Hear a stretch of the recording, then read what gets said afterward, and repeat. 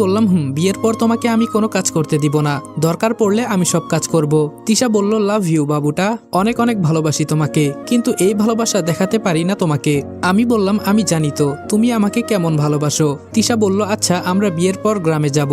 আমি বললাম, আমি গ্রামে গেলে অনেক ঝামেলা হবে, আগে তোমাকে আর মারিয়াকে দিয়ে সবকিছু সমাধান করে পরে যাব। তিশা বলল, তোমাকে ছাড়া আমি কোথায় যাব? তোমাকে ছাড়া আমি থাকতে পারবো না, আর বলো গ্রামে যেতে। আমি বললাম, আচ্ছা সেসব কথা পরে হবে, কখন তুমি অফিস থেকে এলে? তিশা বলল, এই তো মাত্র। আমি বললাম, ফ্রেশও হও নাই? তিশা বলল, না, তুমি রাগ করেছো তাই আগে তোমাকে ঠান্ডা করছি। আমি বললাম, আচ্ছা যাও তুমি ফ্রেশ হয়ে আসো। আমি বসে বসে ফোন টিপি। তিশা বলল, কোথাও কিন্তু যাবা না। আমি বললাম, আচ্ছা যাও। তিশা বাথরুমে চলে গেল।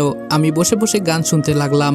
আজকে নিজের ভেতরে কেমন জানি খুশি খুশি একটা ভাব লাগছে। কিছুক্ষণ পর তিশা বাথরুম থেকে বেরিয়ে এলো। তিশাকে এখন অনেক সুন্দর লাগছে, একটা গেঞ্জি পরেছে। আমি বললাম, এইটা কি পরলা? তিশা বলল, কেন বাবু, আমাকে ভালো লাগছে না? আমি বললাম, অনেক ভালো লাগছে, কিন্তু এসব পরে কি মানুষকে দেখাতে চাও? তিশা বলল, তোমার কি মাথা খারাপ? এই পোশাক তো যখন আমি রুমে একা থাকি তখন পরি। আমি বললাম, তাহলে আমার সামনে পরলা কেন? তিশা বলল, তুমি তো আমার স্বামী, তোমার সামনে পরাই যায়। আমি বললাম, আমি এখানে থাকলে তোমাকে দেখে নিজেকে কন্ট্রোল করতে পারবো না, পরে উল্টাপাল্টা সবকিছু করে ফেলবো, তাই আমি গেলাম। তিশা বলল, দাঁড়াও। আমি দৌড়ে বেরিয়ে গেলাম। তিশাকে যে এত সুন্দরী লাগছে তা বলে বোঝাতে পারবো না। মারিয়া বলল, আরে রনি, দৌড়ে কোথায় যাস? আমি বললাম, দৌড়ে পালাই। মারিয়া বলল, কেন, কি হয়েছে যে ম্যামের রুম থেকে দৌড়ে পালিয়ে যাচ্ছিস? আমি বললাম, এসব তুই বুঝবি না, এখন ওই মেয়েটার নাম্বারের ব্যবস্থা কর। মারিয়া বলল, আমি পারবো না, পারলে তুই কর। আমি বললাম, আজকে দেখলি তো ওরা আমাকে মারতে চাইছিল। মারিয়া বলল, মারার কাজ করলে তো মারবেই। আমি বললাম, আর বলিস না, সব দোষ ওই ফাহিমের, শালা আমাকে টেনে ভেতরে নিয়ে গেছে। মারিয়া বলল, আমি তো আগেই বলেছি ও একটা মগা। আমি বললাম, কিরে, তুই সেই প্রথম থেকেই আমার বন্ধুকে মগা বলছিস? মারিয়া বলল, আরে ওর কোনো বুদ্ধিশুদ্ধি নাই। আমি বললাম, তোরে কইছে। আচ্ছা তোর বিয়েটা কবে খাবো? মারিয়া বলল, আগে তোরটা খাই, পরে না হয় আমারটা খাইস। আমি বললাম, আচ্ছা তোর প্রেম কেমন চলছে? মারিয়া বলল, খুব ভালো, তবে ওকে সময় দিতে পারি না রে কাজের জন্য। আমি বললাম, আগে তোর সবকিছু ঠিক রেখে পরে কাজ করবি, না হলে সবকিছুই শেষ হয়ে যাবে। মারিয়া বলল, ঠিকই বলেছিস, তবে তোর বিয়ে উপলক্ষে কয়েকদিন ছুটি পাবো মনে হয়। আমি বললাম, ছুটির পর আবার দেখিস রুম রেট করে ফেলিস না। মারিয়া বলল, আমি তো আর তোর মতো লুচ্চা না। আমি বললাম, আমি কই লুচ্চামি করলাম, দেখা তুই। মারিয়া বলল, কানার তো মনে মনেই জানা, তোর আজাইরা কথা শোনার মতো সময় নাই, যা এখান থেকে, আমার অনেক কাজ আছে। আমি বললাম, তোর আর তোর ম্যাডামের কাজ জীবনেও শেষ হবে না। মারিয়া বলল, ম্যাম তো সবকিছু করে তোর জন্য, ম্যামের টাকা থাকলে সব তো তোকেই দিবে নাকি? আমি বললাম, আমি তো বলেছি আমার টাকার দরকার, জীবনে সুখ না থাকলে টাকা দিয়ে কি করব বল, টাকা দিয়ে কি আর সুখ কেনা যায়? মারিয়া বলল, এই শহরে টাকা দিয়ে সুখ কেনা বেচা হয়। আমি বললাম, তবে সেটা অন্য কারো কাছে হতে পারে, আমার কাছে না। মারিয়া বলল, দেখাই যাবে, সময় তো এখনো শেষ হয় নাই। আমি বললাম, আচ্ছা যাই, তুই কাজ কর। মারিয়া বলল, দেখতে দেখতে 6 দিন চলে গেল। আগামীকাল আমার বিয়ে। ফাহিম বলল, রনি, কালকে তো তোর বিয়ে, কাছের মানুষ কেউ থাকলে আসতে বল। আমি বললাম, আমার কাছের মানুষ একমাত্র তুই, আর কেউ নাই, তবে একজন আঙ্কেল ছিল, তাকে বিয়েতে আসতে বলতাম, তবে উনি এই বিয়েতে আসলে খুব কষ্ট পাবেন। ফাহিম বলল, বিয়েতে আসে সবাই মজা করার জন্য, আর তুই বলিস কষ্ট পাবে, বুঝলাম না। আমি বললাম, কিছু কিছু কথা মনের ভেতরে চাপা পড়ে আছে, সেগুলো ভেতরে থাক, বের না করাই উত্তম। ফাহিম বলল, আচ্ছা আমি একটু বাইরে যাব ওর সাথে ঘুরতে। আমি বললাম, কে, সাদিয়া? ফাহিম বলল, আমি বললাম, কিন্তু ওর ফোন নাম্বার তো তোর কাছে নাই। ফাহিম বলল, আম্মুর কাছ থেকে নিয়েছি, আর বলেছে বিয়ে হবে 3 মাস পর, আর আমাকে নাকি কোন একটা কোম্পানিতে চাকরি দিবে। আমি বললাম, তাহলে তো খুব ভালো, তোর আর গ্রামে যেতে হবে না।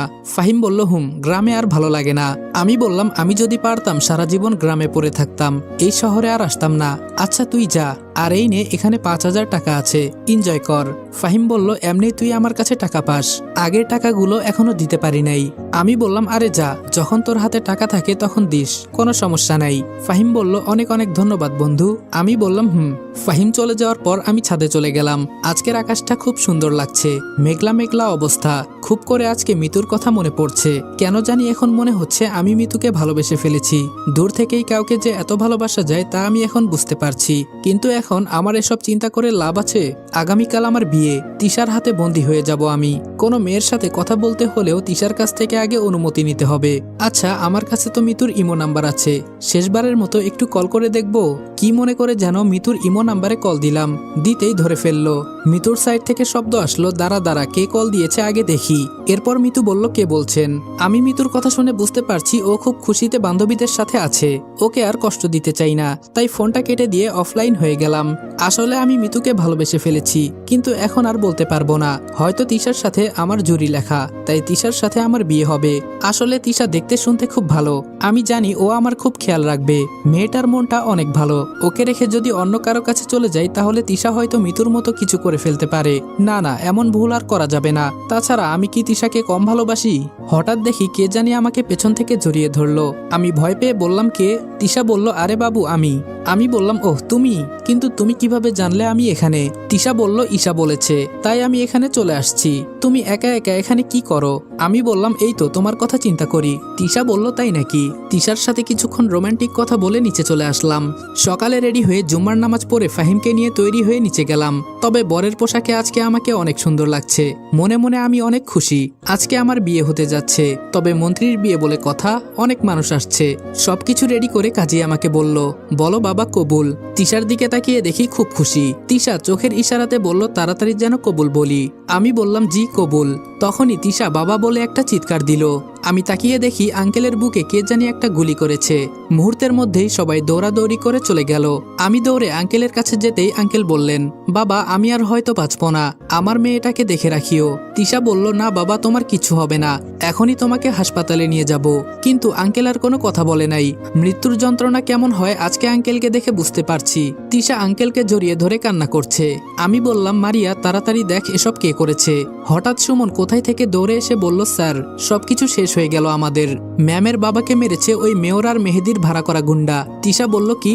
সুমন বলল, হুম সত্যি ম্যাম। তিশা বলল, তোমরা তো মেয়র আর ওর ছেলেকে মেরে ফেলেছো, তাহলে ও বেঁচে আছে কিভাবে? আমি বললাম, আসলে তিশা হয়েছে কি? আমি কিছু বলার আগে ঠাস ঠাস করে দুইটা চড় দিল আমাকে। তিশা বলল, আমি তোর কোনো কথা শুনতে চাই না।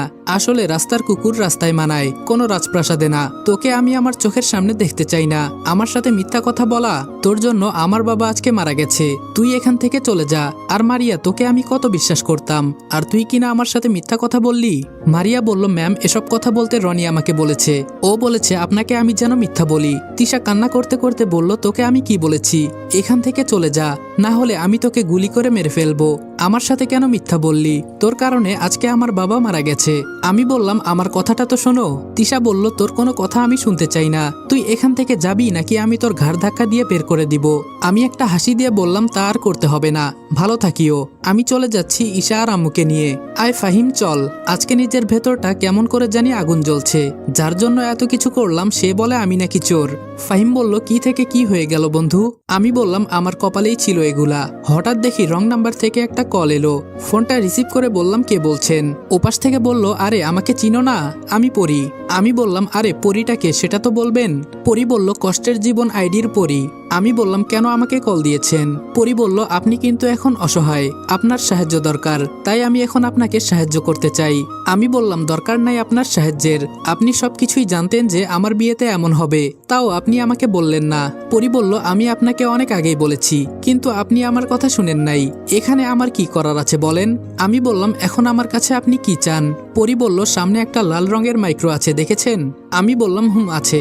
পরি বলল, ওইটাতে উঠেন, ও একটা বাসার সামনে নামিয়ে দিবে। মনে করেন এই বাসাটা আমার তরফ থেকে আপনাকে ফ্রি দিলাম ভালোবাসা হিসেবে। আমি বললাম, এখন আমার কোনো সাহায্যের দরকার নেই, সবাই বেঈমান। পরি বলল, আরে আরে আমার কথাটা তো শুনেন। আমি বললাম, কোনো কথাই শুনতে চাই না আপনার, আর আপনি আমাকে আর কোনো ফোন বা SMS দিবেন না।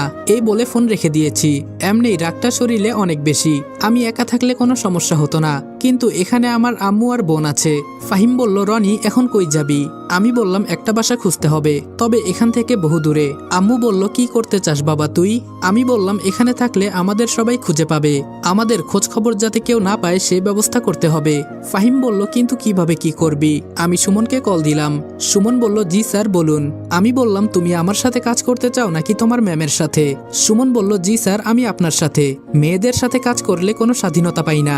আমি বললাম, তাহলে এক কাজ করো, এখান থেকে অনেক দূরে একটা বাসা খুঁজে বের করো, বাসাটা যেন অনেক বড় হয়। সুমন বলল, জি স্যার একটু সময় লাগবে। আমি বললাম, আম্মু আর আমার বোন আমার সাথে আছে, জানো তো আমি এখন কতটা অসহায়। সুমন বলল, স্যার আমরা থাকতে আপনি নিজেকে অসহায় বলছেন? 10 মিনিটের ভেতরে আমি আপনাকে ঠিকানা দিচ্ছি। আমি বললাম অনেক অনেক ধন্যবাদ তোমাকে। সুমন বলল স্যার এটা আমার কর্তব্য। আমি বললাম আজকে থেকে তুমি আমার একজন বিশ্বাসী মানুষ হয়ে গেলে। সুমন বলল এই বিশ্বাসের অমর্যাদা হতে দিব না স্যার কোনোদিনই।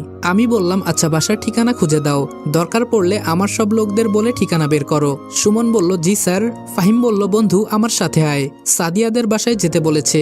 আমি বললাম না রে তুই যা, আমাকে আবার নতুন করে সবকিছু রেডি করতে হবে। ফাহিম বলল কিন্তু তোদের রেখে একা একা কিভাবে যাই বল।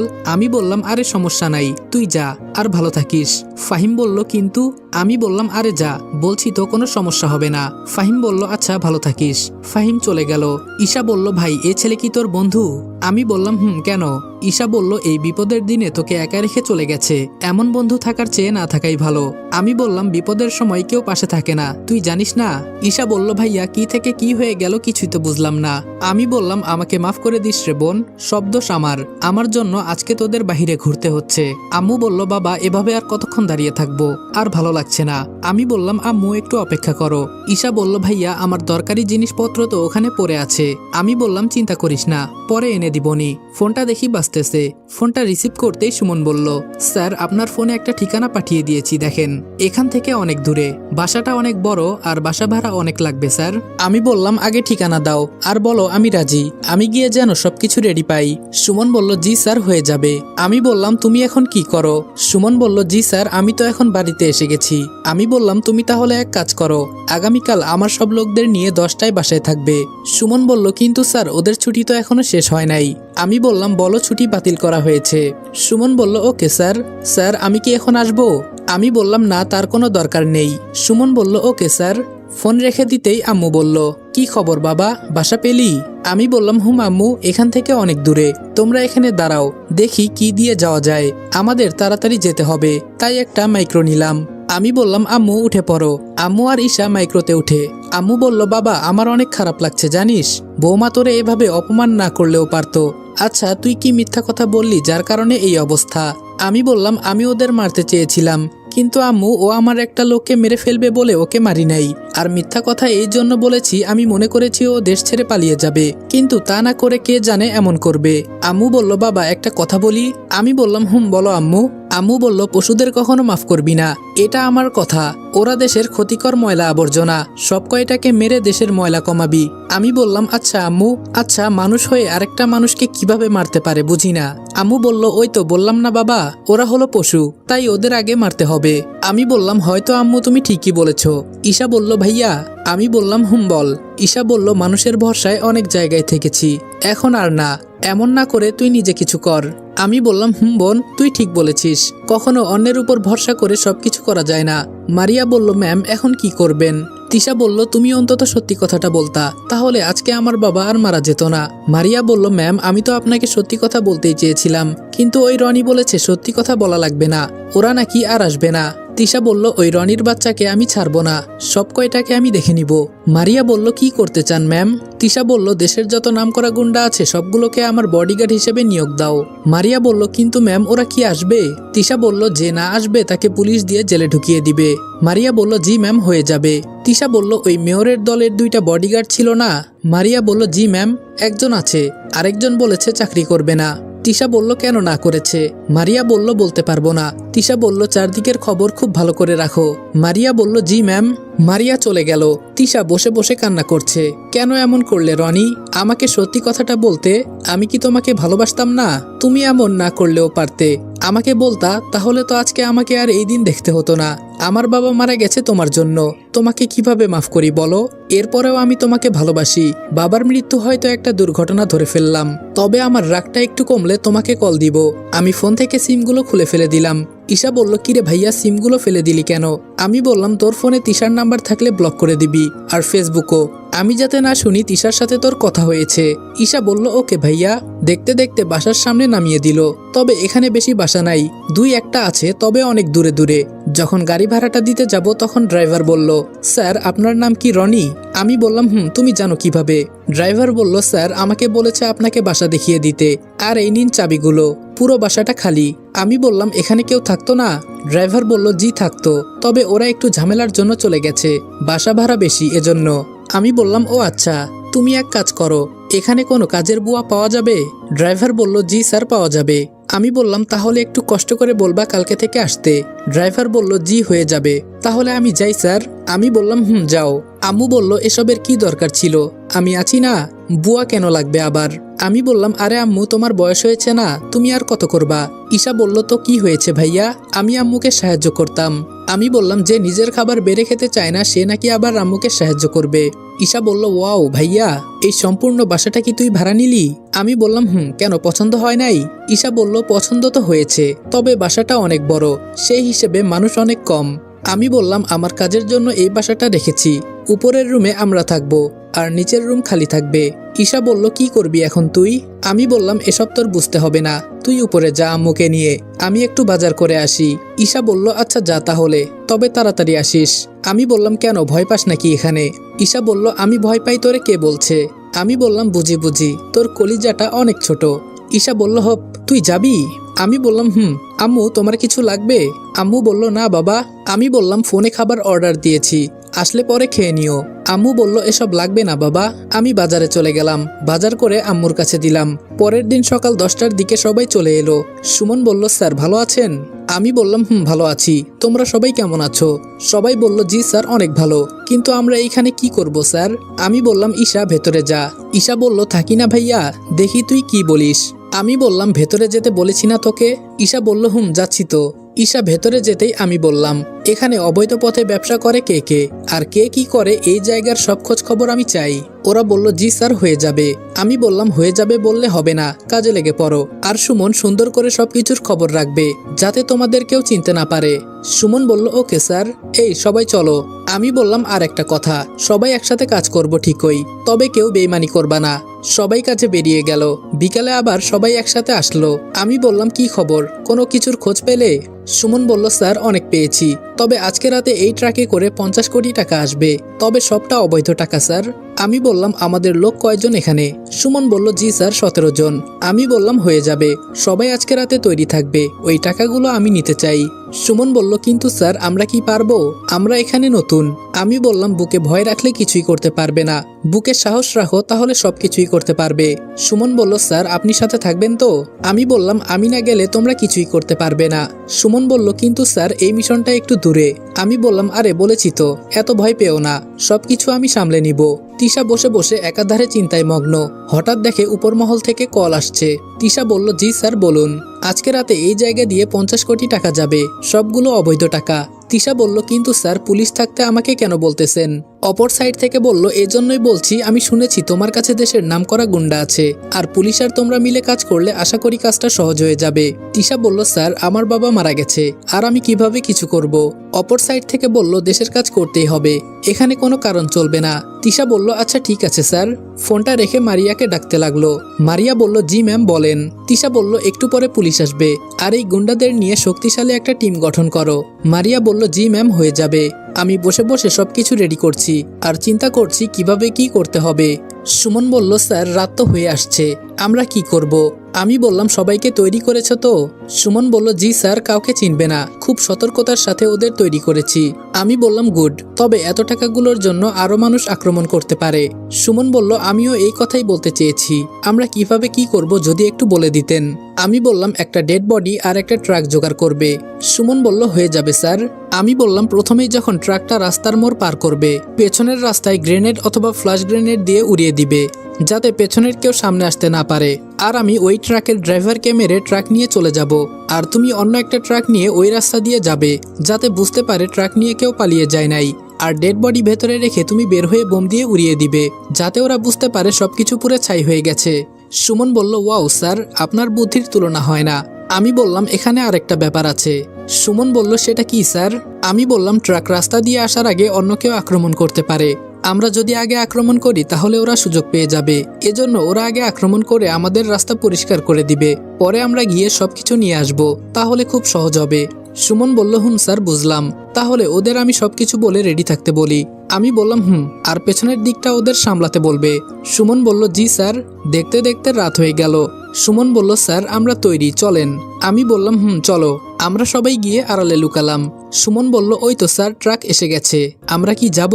আমি বললাম, না, কারো যেতে হবে না, চুপ করে দেখো আগে কি হয়। একটু পরে দেখি কোথায় থেকে পুলিশ এসে গুলি করছে। সুমন বলল, স্যার সাথের মেয়েটাকে কেমন কেমন চেনা চেনা লাগছে। আমি বললাম, এই দিকে নজর না দিয়ে ওদের দিকে নজর দাও। অনেকক্ষণ গোলাগুলির পর। আসসালামু আলাইকুম এভরিওয়ান। ভিডিওটা ভালো লাগলে লাইক এবং কমেন্ট করে দিও, আর চ্যানেলে নতুন হলে সাবস্ক্রাইব করতে ভুলবে না। আর বর্তমান আমাদের চ্যানেলে ওয়ার্নিং চলতেছে, তাই যত বেশি পারো লাইক, কমেন্ট এবং শেয়ার করে দিও ভিডিওটা। তো দেখা হচ্ছে নেক্সট ভিডিওতে। ততক্ষণ ভালো থাকবা, সুস্থ থাকবা। আল্লাহ হাফেজ।